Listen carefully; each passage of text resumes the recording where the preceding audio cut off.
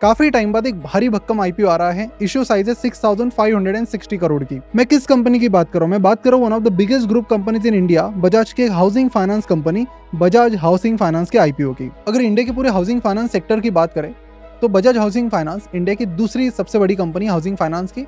उसके आगे सिर्फ एक कंपनी है जो है LIC housing finance. Bajaj group की कंपनी तो लोगों को काफी ज्यादा इंटरेस्ट इस आईपीओ में है, पर क्या इस कंपनी के फाइनेंशियल नंबर्स इस आईपीओ की हाइप को जस्टिफाई करते हैं? और क्या हाउसिंग फाइनेंस इंडस्ट्री में दम है?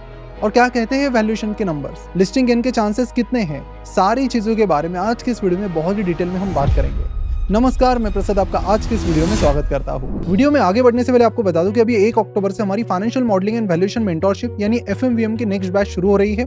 100% ऑनलाइन और वीकेंड बैच है जिसे कोई भी अटेंड कर सकता है। अगर आपको फाइनेंस के फील्ड में करियर बनाना है या फिर फाइनेंस की फील्ड में बहुत इन डेप्थ नॉलेज हासिल करना है फाइनेंशियल मॉडलिंग का और DCF यानी डिस्काउंटेड कैश फ्लो मेथड से वैल्यूएशन निकालने का, तो यहाँ पर ये सारी चीजें आपको सीखने मिल जाती है। FMVM में एनरोल करने की लिंक आपको नीचे डिस्क्रिप्शन और कमेंट बॉक्स में मिल जाएगी। ये कोर्स सबके लिए नहीं है, तो जो लोग फॉर्म फिल करने के बाद सिलेक्ट होंगे उन्हें हमारी टीम कॉन्टैक्ट कर लेगी। तो चलिए बढ़ते हैं वीडियो की तरफ। तो सबसे पहले इस इंडस्ट्री का एक ओवरव्यू ले लेते हैं। वैसे तो इस इंडस्ट्री में डिफरेंट कैटेगरी की कंपनीज काम करती है, जैसे कि बैंक भी हाउसिंग लोन देती है, उसके अलावा NBFCs भी हाउसिंग लोन देती है। इसमें भी दो टाइप्स है, एक तो वो NBFC जो हाउसिंग लोन के साथ साथ डिपॉजिट भी एक्सेप्ट करती है, और दूसरी वो जो हाउसिंग लोन देती है लेकिन किसी भी तरह का डिपॉजिट एक्सेप्ट नहीं करती है। और Bajaj housing finance non deposit taking housing finance company है।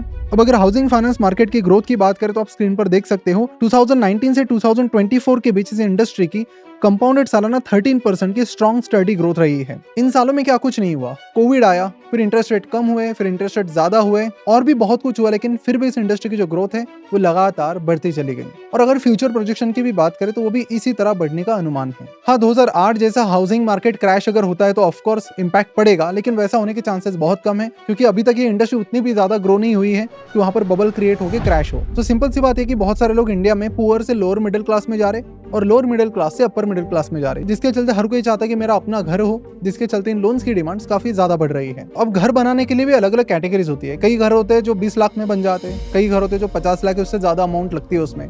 तो बजाज हाउसिंग फाइनेंस पर्टिकुलरली उस कैटेगरी को टैप करती है जिसे कहते हैं प्राइम हाउसिंग, यानी कि 50 लाख या उससे महंगे घर। इसी सेगमेंट में सबसे ज्यादा ग्रोथ देखने मिल रही है, जैसे कि आप स्क्रीन पर देख सकते हो। 3 कैटेगरी में सबसे ज्यादा ग्रोथ प्राइम हाउसिंग स्पेस में है, जो कि पिछले 5 साल में कंपाउंडेड सालाना 20% से भी ज्यादा है।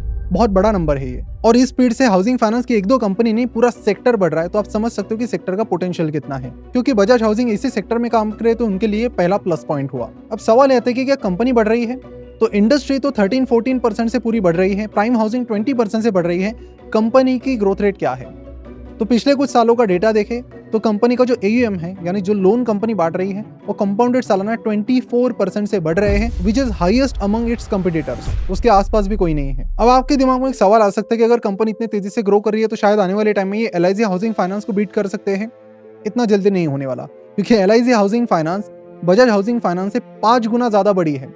तो आने वाले लंबे टाइम के लिए ये कंपनी दूसरे नंबर पर ही रहेगी। अब यहाँ से आगे मैं बजाज हाउसिंग फाइनेंस को BHF बोलूंगा, ताकि मेरे लिए थोड़ा इजी जाए और आपके लिए भी थोड़ा इजी जाए, बार बार नहीं तो नाम रिपीट होगा। तो BHF ये चीज जानती है कि जल्द से जल्द पहले पायदान पर जाना है, तो हमें प्राइम सेगमेंट पर फोकस करना पड़ेगा, जहां से बड़े बड़े लोन हमारे पास जल्दी आएंगे और हम जल्दी ग्रो कर पाएंगे। अब इंटरेस्टिंगली BHF ये IPO ऐसे टाइम में ला रहा है जहां पर इंटरेस्ट रेट ऑलरेडी काफी ज्यादा हाई है, और ऐसे अनुमान लगाए जा रहे हैं कि इंटरेस्ट रेट आने वाले टाइम में कम हो सकते हैं, जिसका फायदा इन्हें जरूर होगा। और वैसे तो ये home loan, loan against property, lease rental discounting, developer financing, इन सब सेगमेंट में काम करती है, पर इनका close to 80% of the loan book home loan segment में ही है, which is considered as less risky. अब देखिए, लोन देना एक बात है, लेकिन लोन रिकवर करना अलग बात है, जो कि सबसे इंपॉर्टेंट है। तो यहाँ पर अगर हम ग्रॉस NPA देखें तो वो मात्र 0.28% का है और काफी अच्छा है। अब इनका ग्रॉस NPA क्यों कम है, उसका कारण भी आपको जानना पड़ेगा।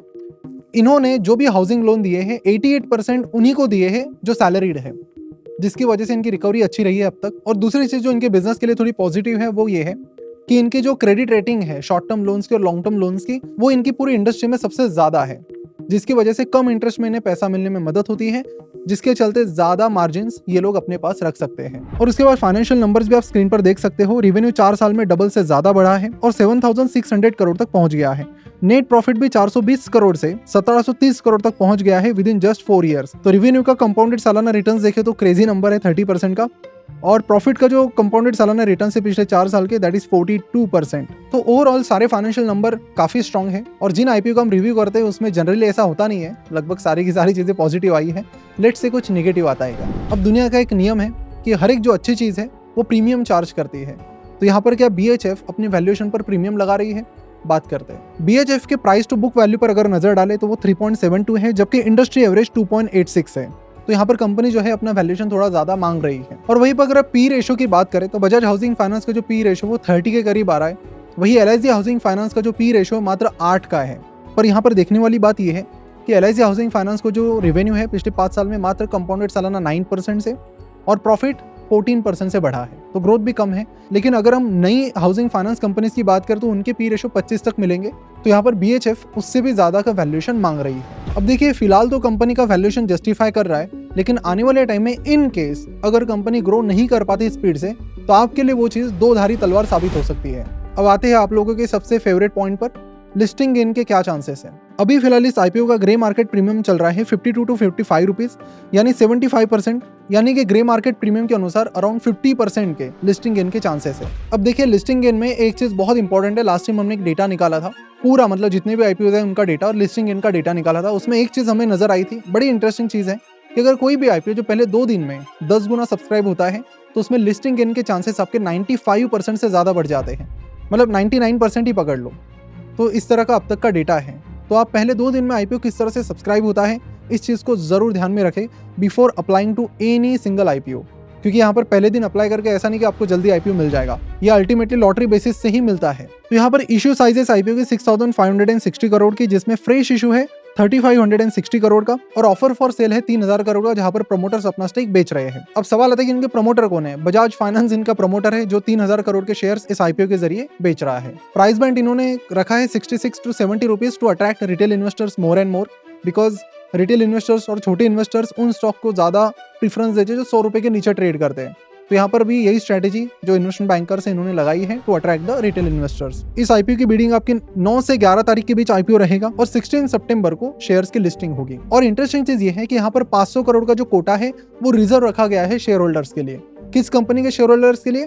तो बजाज फाइनेंस और बजाज फिनसर्व के शेयर होल्डर्स के लिए।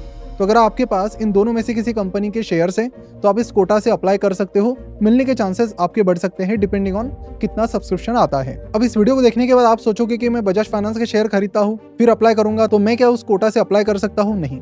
कट ऑफ डेट 30 अगस्त की थी, तो 30 अगस्त के दिन अगर आपके पास इन कंपनीज के शेयर्स थे तो ही आप इस रिजर्व कोटा से अप्लाई कर सकते हो। मैनेजमेंट की बात करें तो कंपनी के चेयरमैन है मिस्टर संजीव बजाज, जिन्होंने अपने इंटरव्यू में रिसेंटली काफी इंटरेस्टिंग बात कही है कि they want to become the HDFC of the future. मतलब मंशा तो काफी बड़ा प्लेयर बनने की है। देखते हैं over a period of time, quarterly track करते रहिए, लिस्ट होने के बाद कॉन्फ्रेंस कॉल सुनिए, क्योंकि फंडामेंटली तो कंपनी स्ट्रांग है, बहुत ज्यादा स्ट्रांग है। लिस्टिंग गेन भी मुझे लगता है कि काफी अच्छा 2 दिन में सब्सक्रिप्शन आ जाएगा, तो लिस्टिंग गेन के चांसेस भी बहुत ज्यादा है। ग्रे मार्केट प्रीमियम बहुत ज्यादा स्ट्रांग है, 70% के आसपास चल रहा है, धीरे धीरे कम होकर मुझे लगता है 50% के आसपास आ जाएगा। तो लिस्टिंग गेन का तो क्लियर है।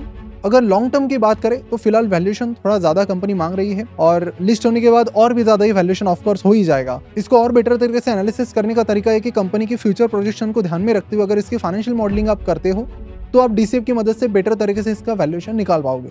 तो ओवरऑल अगर बोले तो बहुत टाइम बाद, बहुत ज्यादा टाइम बाद ऐसे कोई कंपनी का रिव्यू में कर रहा हूँ जिसमें पॉजिटिव ज्यादा है नेगेटिव से, which is actually good thing. अब देखिए हमारे चैनल पर हम कई बार आपने देखा होगा हम अलग अलग कंपनीज को एक्सपोज करते आए हैं, अलग अलग फ्रॉड को एक्सपोज करते आए हैं। तो कई सारे लोग कहते भी है बीच बीच में कि आप नेगेटिव चीज़ें ज़्यादा कवर करते हैं, तो जो भी पॉजिटिव चीज़ें होती हैं उन्हें भी हम कवर करते हैं, जैसा कि आईपीओ।